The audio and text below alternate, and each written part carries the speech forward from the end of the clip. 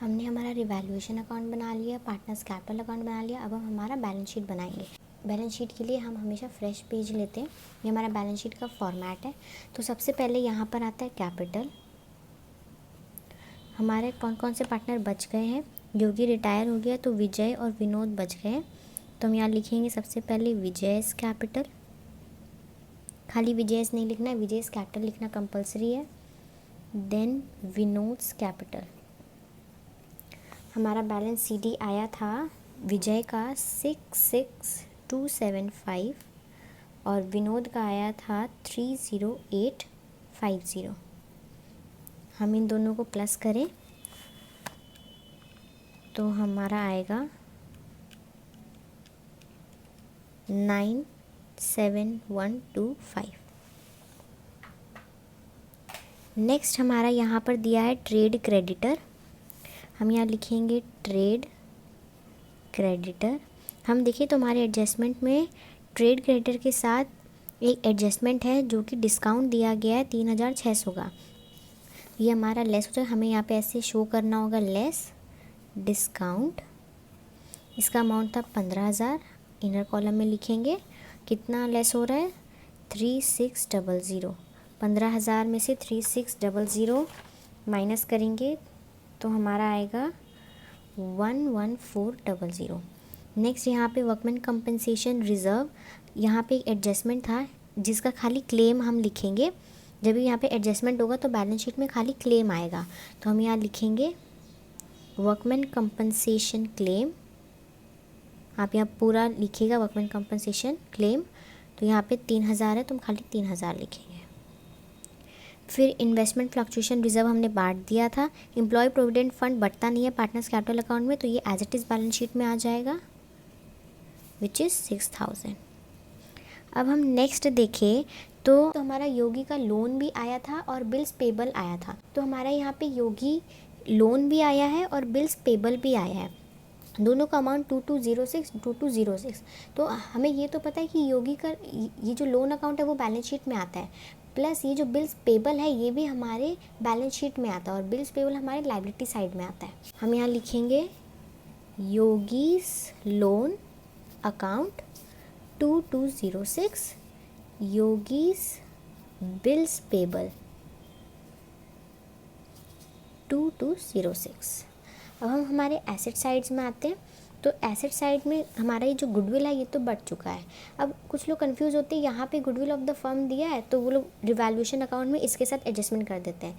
तो नहीं, हमारा ये जो गुडविल है इसको लेके कोई भी एडजस्टमेंट नहीं दिया होगा। ये हमारा एज इट इज़ हमारे पार्टनर्स कैपिटल अकाउंट में बढ़ता है और ये गुडविल ऑफ द फर्म है जिससे कि हम हमारा रिटायर पार्टनर का शेयर निकालते हैं। उसके बाद है कैश एट बैंक। तो हम यहाँ सबसे पहले लिखेंगे कैश एट बैंक। उसका अमाउंट है 5,750। अब हम देखिए हमने 50% योगी को at the time of retirement दिया है। तो हम यहाँ सबसे पहले जो अमाउंट हमारा दिया है विच इज़ 5,750 उसमें से लेस कर देंगे क्योंकि हमने पैसा दिया तो वो लेस होगा। हमने उसे दिया था 4,413। हमें वो अमाउंट इस अमाउंट से माइनस कर देना है और हमें ऐसे यहाँ पे शो भी करना है। तो इसका आएगा 1,337। नेक्स्ट हमारा डेटर्स दिया है। डेटर्स के साथ एडजस्टमेंट है तो इनर कॉलम में लिखेंगे 40,000 लेस PBDD। अब PBDD हमारा रिवैल्यूएशन में हमने 400 लिखा था और यहाँ पे 2,000 ऑलरेडी है तो हम 2,000 + 400 करके यहाँ टोटल PBDD माइनस करेंगे। तो हमारा 40,000 में से 2,400 हम माइनस करें तो हमारा आएगा 3,7600। नेक्स्ट हमारा है स्टॉक। स्टॉक के साथ कोई एडजस्टमेंट नहीं है तो उसका अमाउंट हम as it is outer column में लिख देंगे विच इज़ 30,000। नेक्स्ट हमारा investment market value.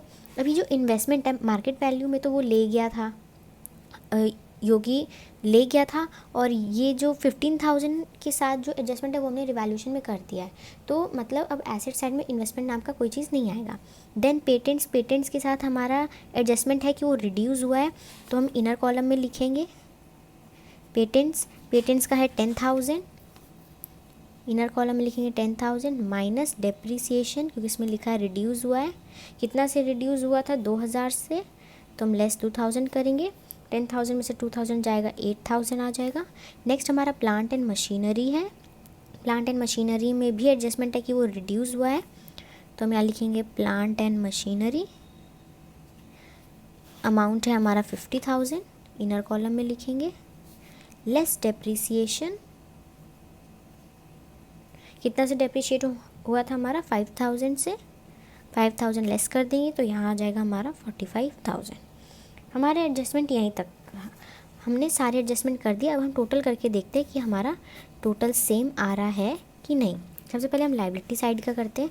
97125 plus 11400 plus 3,000 plus 6,000 plus 2206 plus 2206, तो हमारे लाइबिलिटी साइड का आ रहा है 121937। अब हम एसेट साइड्स का देखें तो हमारा है 1337 प्लस 37600 प्लस 30,000 प्लस 8,000 प्लस 45,000। तो हमारे एसेट्स और लाइबिलिटी साइड का आंसर सेम आ रहा है, विच इज़ 121937, 121937। ये हमारा क्वेश्चन सॉल्व हो गया।